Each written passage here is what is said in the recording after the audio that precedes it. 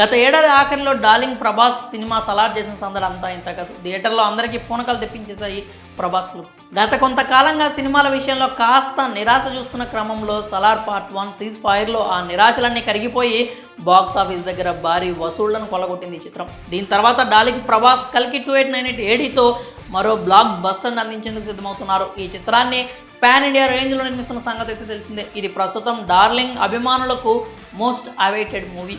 ఈ మూవీలో Bollywood stars Amitabh Bachchan, Deepika Padukone, Disha Patani, Kamal Haasan లాంటి భారీ తారాగణం ఉంది.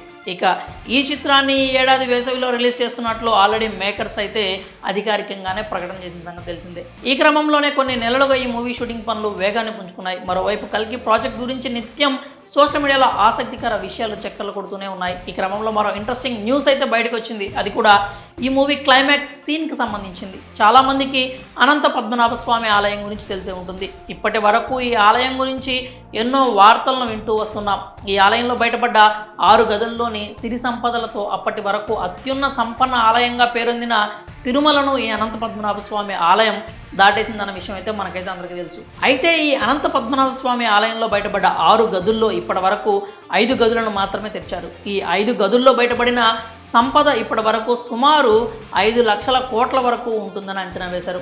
ఇప్పటి వరకు ఈ అనంతమైనటువంటి సంపదకు ట్రావెన్కోర్ పాలకులు సంరక్షకులుగా ఉంటున్నారు. అయితే ఆ ఆలయంలో ఉన్న 5 గదులు తెరిచినప్పటికీ 6వ గదిని మాత్రం ఇంకా తెరవలేదు. నాగబంధనం వేసి ఉండడంతో ఆ గదిని తెరవడం సాధ్యం కాదు అని పండితులు పేర్కొన్నారు. కాబట్టి ఆ గదిలో ఎటువంటి రహస్యాలు దాగి ఉన్నాయి అనేది ఎవరికి ఎప్పటికీ అంతు చిక్కని రహస్యంగా ఉంది. ఇక ఇప్పుడు కల్కి 2898 ఏడీ చిత్రంలోని క్లైమాక్స్ సీన్ అనంత పద్మనాభ స్వామి ఆలయంలోని వేడని 6వ గది అంతు చిక్కని రహస్యానికి రిలేటెడ్గా ఉండబోతుందనే వార్తలు వినిపిస్తున్నాయి.